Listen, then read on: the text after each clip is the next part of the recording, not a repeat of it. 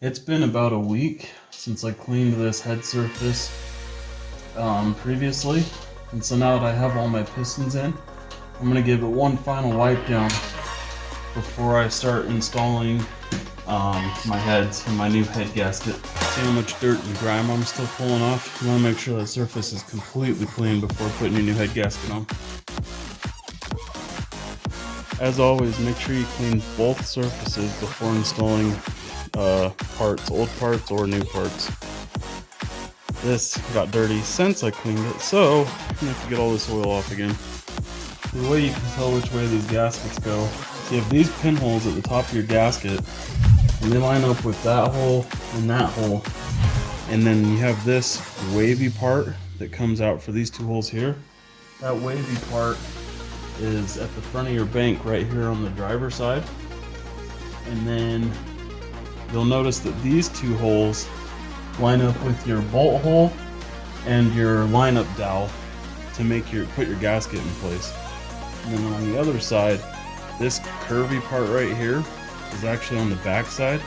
So that gasket is flipped like this, to where these holes are on the top on that side, and that curvy part is to the rear on the passenger bank. Mine has a little bit of crap on it from shipping and being in a box and everything. So I'm just gently wiping down the surfaces. This will need to be completely dry before I go to put it on and install my head.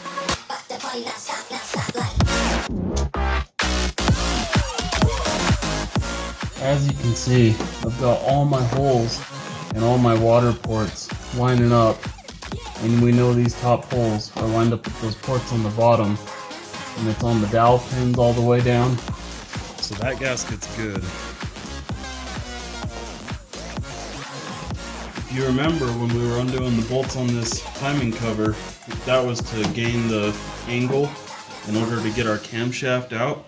So when we're putting it back in, we're going to start with the camshaft and get that in first, and then go ahead and start setting it down on these dowel pins. And you'll need to make sure to get your header under your wire harness if you've got it exactly like I do. We're doing this? Holy.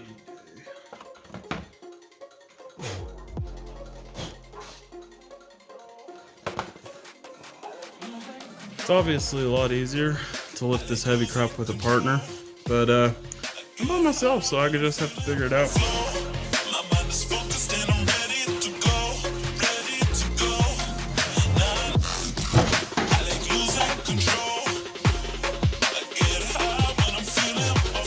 So I've got my right foot on the lower subframe and my left foot on the transmission, so that I can still move my timing cover back and forth, and I'm right over top of my cylinder so that I can put this in by myself.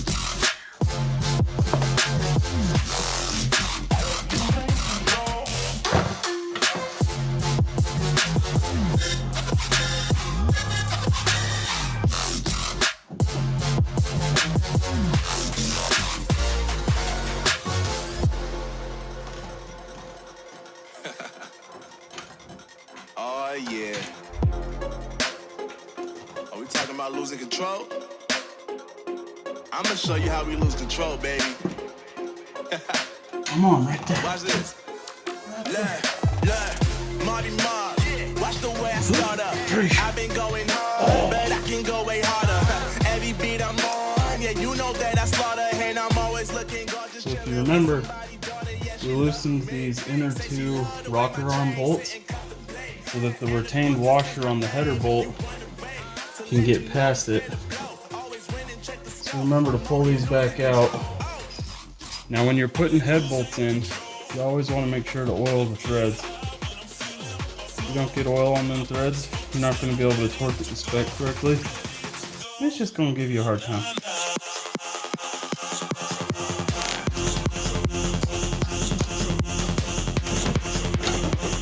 You want to make sure they spin in by hand. If they're not spinning in by hand, you might be bound up, you might not quite be on your hole. You don't want to force anything when it comes to something this delicate. Always tighten your head bolts by hand. I wouldn't ever use a hand pack, an impact, or any kind of power tool.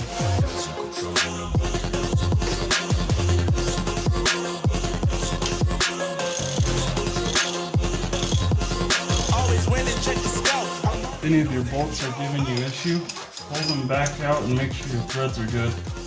You may have bad threads, or you might have a little tiny piece of metal in the way that's actually causing you all the problem. And if you force it, you're just going to gum up your threads, get improper torque spec, and risk the case of your head gasket not sealing. As you can see, that cylinder had a ton of crap on it. You got to wipe this off and get it in again. Might have to do this 2-3 times. So I just got my head installed, and it's a good thing that I went through the whole car, because there was a spun bearing and there was a bearing that was completely gone. So the bottom end certainly needed to be addressed. However, I think I found out why my car was not running. This is the cam gear that was on the driver's side.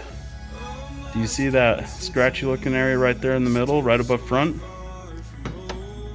This is a cam gear off of the other motor. Do you see how that keyway is there? It wasn't getting any timing on the driver bank. That is really bad. All I can say, guys, is pay super close attention when you're tearing stuff down, so you can catch stuff like this and not be stupid like me. Before you torque your head down, guys, get under and make sure you can connect your exhaust back up to your headers. Now I can get my nuts started and get my heat shield back on. Now that the heads are installed and I have oil on all the bolts and they're all finger tight all the way down, I'm going to torque them all to 45 foot-pounds.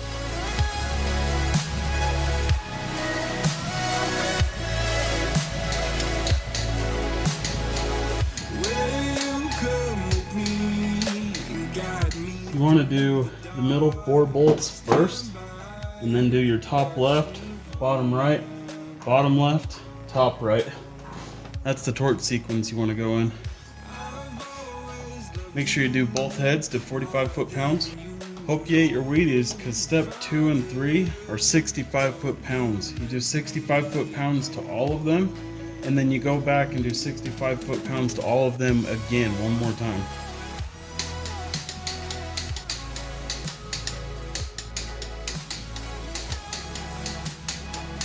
Now the fourth and final step is to give an extra 90 degrees to each of these bolts. That means from this plane of angle, you're going to turn all the way until you're at this plane of angle, a quarter of a circle. You can use one of these cheap angle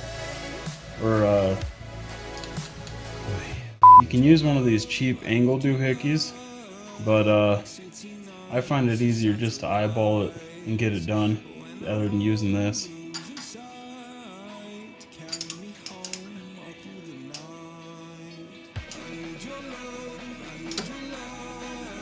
So I'm starting straight in line with my cam, and then when I'm finishing, I'm making sure that I'm straight across to get my 90-degree swing.